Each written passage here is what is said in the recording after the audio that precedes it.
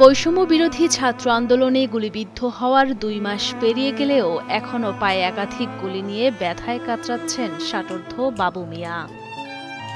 মাসখানেক আগে অস্ত্রোপচারে ৩টি গুলি বের করা হলেও পরবর্তীতে সেই ক্ষতস্থানে হয়েছে ইনফেকশন। গুলিবিদ্ধ এমন পা নিয়ে পঙ্গুত্বের পথে বাবু মিয়া। এখনো গুলি প্রায় ৩০টার মতন আছে। ওনারা শুধু ৩টা গুলি আমার বাবার বের করে দেয়। ৩টা গুলি বের করে দেওয়ার পর আমার বাবা এখন পঙ্গু। রংপুর নগরীর জুম্মাপাড়া এলাকার বাসিন্দা বাবু মিয়া। পেশায় তিনি সবজি ব্যবসায়ী। প্রতিদিন সকাল হলেই ছুটে যেতেন সিটি বাজারে সবজির দোকানে।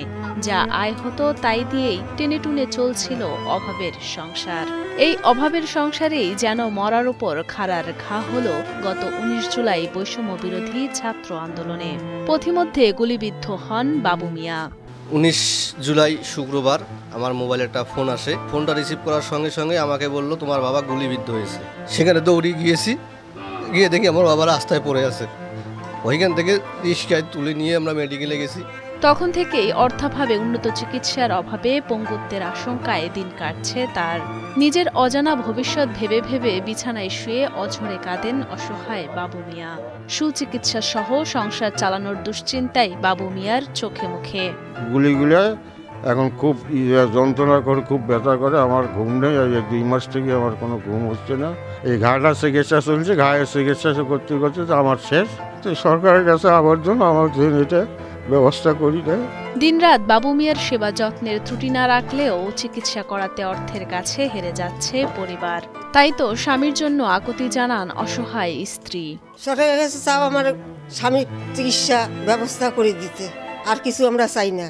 বর্তমানে হাঁটাচলাও করতে পারছেন না বাবু মিয়া। বৃদ্ধ বাবাকে বাঁচাতে সন্তানদের আকুতি সরকার সহ বিত্তবানদের কাছে। আমাদের অর্থের প্রয়োজন নাই, কিন্তু আমাদের চিকিৎসাটার প্রয়োজন। যেন উনি হেঁটে দোকানটা যেতে পারেন, আমরা সেটাই চাইতেছি। ওনার সুচিকিৎসা করে তার পাটা যেন ঠিক করে দেয়, তার ভিতরে যে বুলেটগুলো আছে সেগুলো যেন বাইর করে দেয়। এলাকাবাসীর দাবি, কোটা সংস্কার আন্দোলনে আহতদের তালিকা করা হলেও অধরাই রয়ে গেছে গুলিবিদ্ধ বাবুর নাম। তাই সরকার সহ বিত্তবানরা এগিয়ে আসলে তবেই সুস্থ হবে বাবু মিয়া। সেই সাথে দুশ্চিন্তা ঘুচবে পরিবারটির। চাচা যদি সুস্থ থাকে আবার ইনশাল্লাহ আবার সংসারটা ঠিক হবে, কিন্তু কোনো সুচিকিৎসা দেওয়ার জন্য সরকারের কাছে, দেশবাসীর কাছে আমি অনুরোধ করতেছি। বৈষম্য বিরোধী ছাত্র আন্দোলনে আহতদের চিকিৎসায় বিশেষ নজর দেওয়া হয়েছে বলে জানান রংপুর মেডিকেল কলেজ হাসপাতালের উপপরিচালক ডাক্তার আ.ম. আখতারুজ্জামান। তাই কোনো আহত ব্যক্তি হাসপাতালে ভর্তি হলে সাধ্য অনুযায়ী চিকিৎসা সেবা প্রদান করার কথা জানান তিনি। তাদের জন্য আমাদের হাসপাতাল সব সময় খোলা আছে। তারা প্রয়োজনে যে কোনো সময় আবার তারা আমাদের পরামর্শ চিকিৎসা নিতে পারে।